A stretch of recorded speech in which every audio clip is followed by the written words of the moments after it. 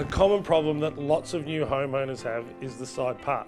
If you've bought a specky home, chances are they've just laid grass down the side, and I can tell you now, you're gonna fail because the grass isn't gonna grow with that little amount of sunlight. It'll get tall and leggy and end up being very thin. Now the problem with that is it can end up being damp and dark and you just never go down there. Steppers are a great alternative. I like using the 600 by 400s, whether you just lay them straight like that or you offset them. You can put a couple straight. If you've got the room, offset them, creating little pockets where you might plant something out here, which is a shade lover. So you've got your fence line, you've got your house, and you're creating little garden beds. You don't have to do it evenly, you can do it irregularly. Now the reason why steppers work really well, and I like using the Eurostone in the darker colours, and the reason why is because it's dark and damp down there, the darker colours need less cleaning.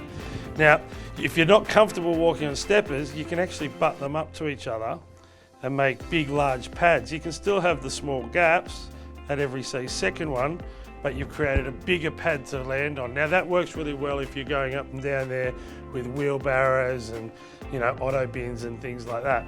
Same thing, you can offset them and you can buy different sizes. So you might lay, let's say there's the house, there's the fence.